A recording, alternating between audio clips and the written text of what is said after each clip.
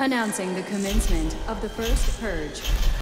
I want you to change the world, and don't think that this is going to happen peacefully or you can do it alone. We need to kill the rich. You get out there, you use your weapons, and you rip Washington apart. You hunt down the billionaires, the bank bosses, the CEOs, the scumbags, and the liars, the governors, the lobbyists, the senators, because they're all the same, and you hang them. Just remember all the good the purge does. Good morning, everyone. It is August 17th, 2018. I'm Eric. I'm here at the Zero Hedge.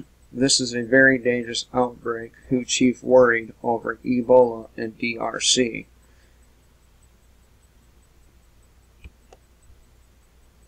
There's some African names in here that I'm not going to be able to pronounce. Heads up.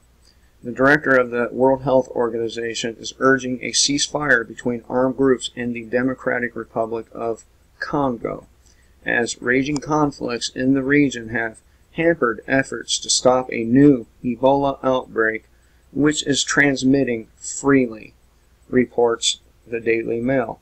Let's find out what they mean by transmitting freely. So far, there's been 41 deaths as of August 1st, as the death toll in the outbreak declared on August 1st in DRC's violence-racked North Kivu province hit 41. The World Health Organization chief also called for a rapid rollout of an unlicensed drug being used for the first time to treat Ebola patients.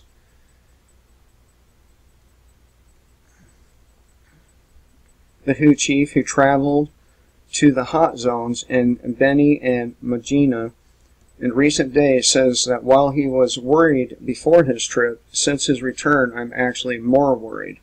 The latest outbreak now encompasses 57 probable and confirmed cases of Ebola in the DRC's 10th outbreak since 1976, when the disease was first identified near the DRC's Ebola River. Beni was the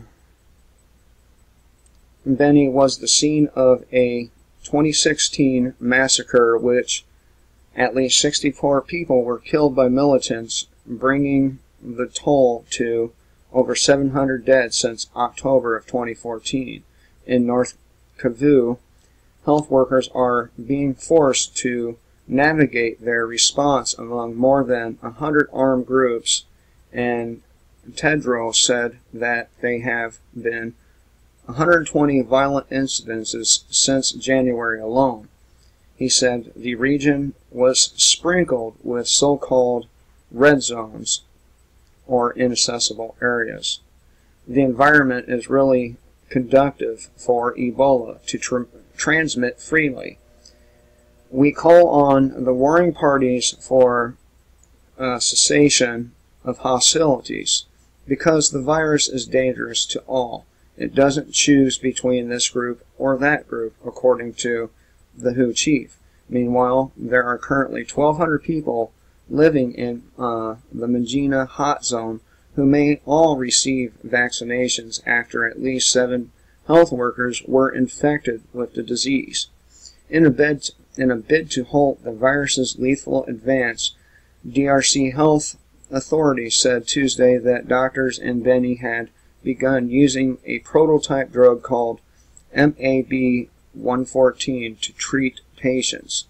The treatment is the first therapeutic drug against the virus to be used in an active Ebola epidemic in the DRC, the health minister's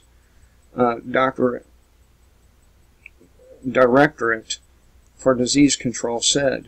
Developed in the United States, the prototype drug is a so-called single monoclonal antibody, a protein that binds onto a specific target of the virus and triggers the body's immune system to destroy the invader. The U.S. Institute of Allergy and Infectious Diseases said in May that it was launching the first human trials of MAB-114 to test for tolerance and safety. The WHO's chief, meanwhile, said that 5 patients have received the unlicensed drug so far, and that WHO is pushing for the rollout to speed up as much as possible.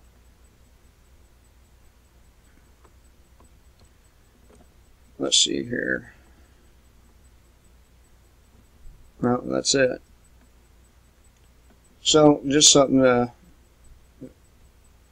have your eye on, because it is transmitting freely after all, and if it makes it to a major transportation hub, it can spread throughout the world and cause hundreds of millions of deaths. Bill Gates, a couple other elitists, I guess, keep talking about a pandemic happening. It's only a matter of time until they set one of these bugs loose and it ravages the population of the United States. Thought I would share this with you all. I hope you have a great day. Remember, kill the state before the state kills you.